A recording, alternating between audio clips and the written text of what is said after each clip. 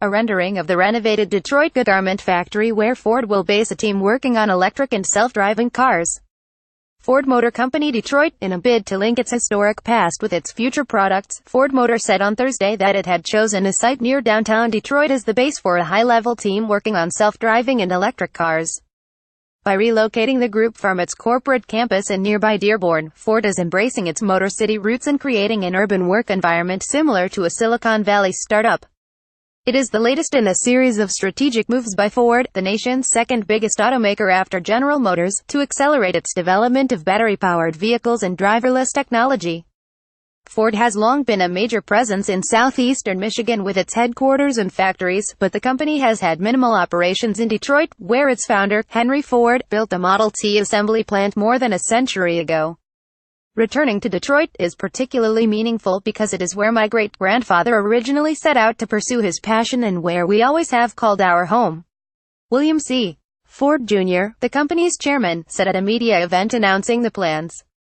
The company said it would move more than 200 employees next year into a renovated garment factory near the former site of Tiger Stadium in the Corktown neighborhood.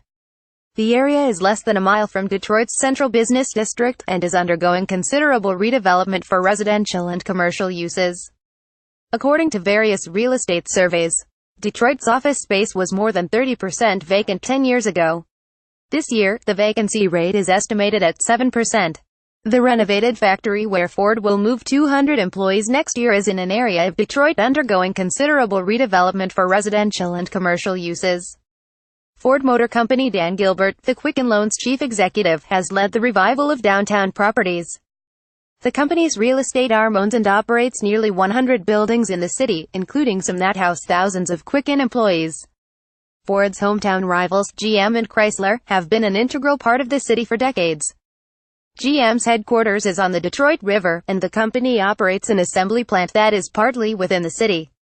Fiat Chrysler operates a major assembly plant in the city limits, and a few years ago moved its Midwestern marketing staff into a downtown office building.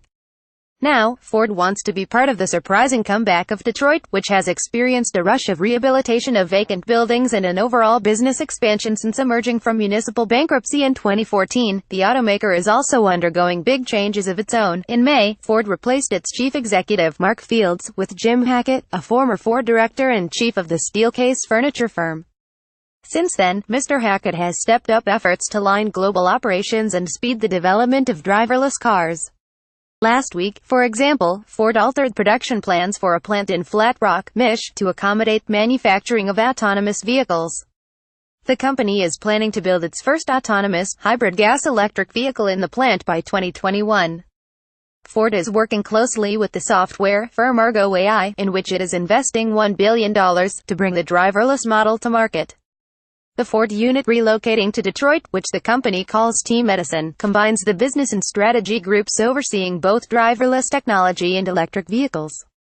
The unit's chief, Sharif Merkby, said Thursday that the new location in Detroit would help his staff better understand emerging urban mobility issues, as well as serve as a base to attract young, talented software engineers to Ford. The city of Detroit makes for a perfect setting for the team, he said. It's a very tech-friendly environment with collaborative workspaces that we think is exciting for the city and exciting for Ford. A version of this article appears in print on December 15, 2017, on page B4 of the New York edition with the headline "Ford's strategy against Silicon Valley includes giving a lift to downtown Detroit."